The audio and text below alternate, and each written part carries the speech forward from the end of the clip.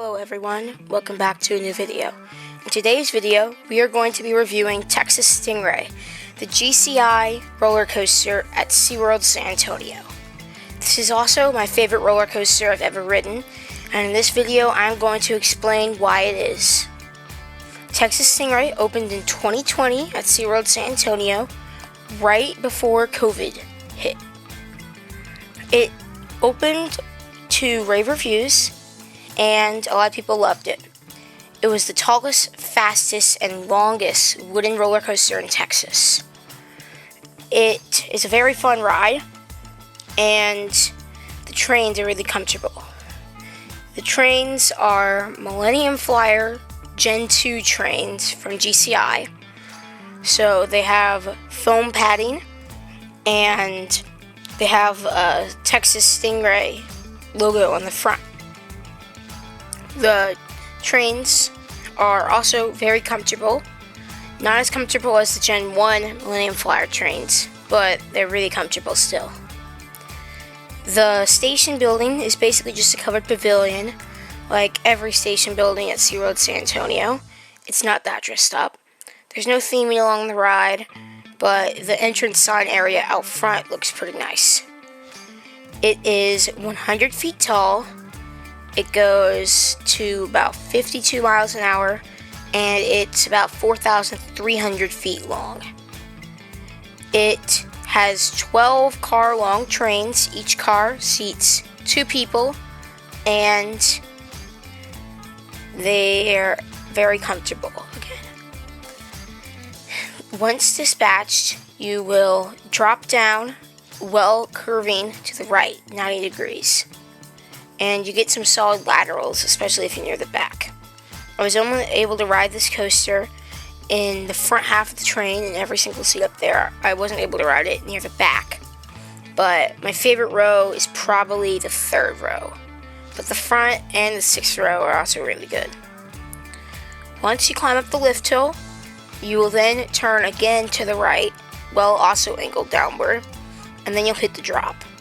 In the front row, the drop doesn't do that much. Near the 3rd and 4th rows, it has a tiny bit of floater air time. In the 5th and 6th, it has really good floater air time.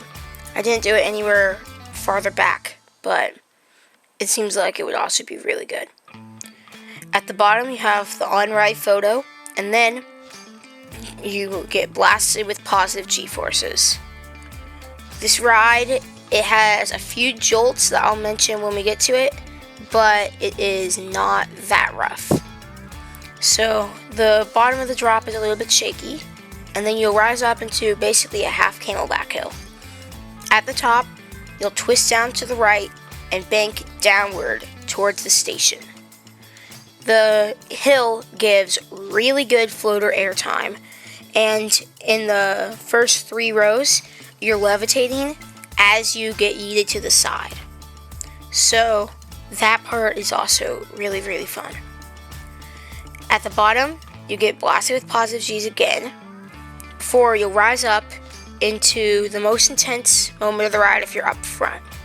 And this is the turnaround after the first hill. So you level off really quick. It's like a classic GCI turnaround.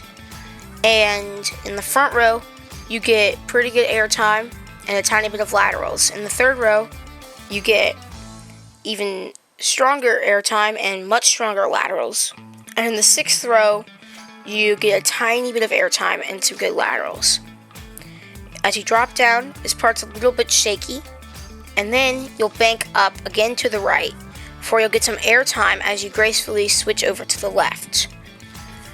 Then you go around a pretty smooth turn, and then you'll drop downward. And this gives floater air time if you're near the middle of the train.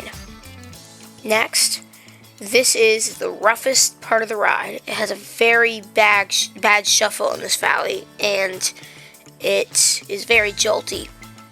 Next, you rise over the first drop, pull out, and you go into a big S hill. And this hill is really fun. It has very good laterals, and it sort of makes me dizzy.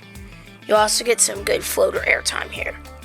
Next, you have a pretty smooth turn down to the right, and you'll then quickly go to 0 degrees in banking and drop down underneath the first drop structure, giving some good floater airtime and having a good head chopper.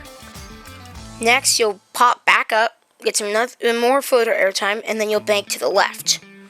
Next is a very intense moment as well, which is the sideways airtime hill, and this gives pretty strong ejector airtime if you're in the first 3 rows specifically. Next, you go over another hill, and this hill really warms up as the day goes on. Early it gives good floater, but in the afternoon you get sustained ejector airtime, and it's really fun. Next, you have a U-turn before you have another pretty crazy hill, and that leads you into some S-bends that are pretty low to the ground. You will then drop a little bit farther down while you're doing those S-bends, and then you'll turn to the right and you'll go over a ejector airtime hill, and this drops down into a tunnel, and this is one of my least favorite parts of the ride. It has really cool visuals, but it's even louder in there, especially if there are people screaming. So this tunnel has a little bit of a left turn in it, and then you have a little airtime hill as you switch over to the right. And then you will have to keep turning, but you bank at 0, so you get some good laterals. Next, you have a pretty strong ejector airtime hill before you'll then turn again to the right and have some crazy laterals into the brake run. It doesn't really look like it has laterals, but it has a lot of laterals. So, after you hit the brake run, you'll pass through the maintenance shed and enter the station, ending the ride. This ride is the only one at Seaworld San Antonio to have a nano coaster in the gift shop, which is right next to the exit. And I recommend you buying that because the nano coaster is pretty realistic to the ride itself. All in all, Texas Stingray is a very good coaster, and I think it's my favorite roller coaster because of all the airtime hills, quick transitions, and everything I like, especially floater airtime. So, I would rate Texas Stingray a 9.5 out of 10.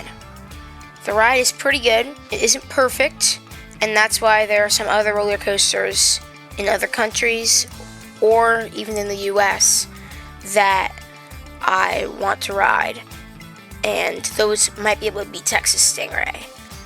And some of those coasters include Mystic Timbers at Kings Island, Manta at SeaWorld Abu Dhabi, and Big Bear Mountain at Dollywood. So that's it for this review. I'll be making a lot more videos soon about more coasters at SeaWorld San Antonio.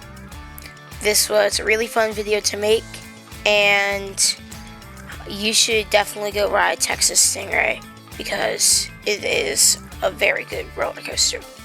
Thank you for watching. Subscribe if you like the video, and I'll see you next time.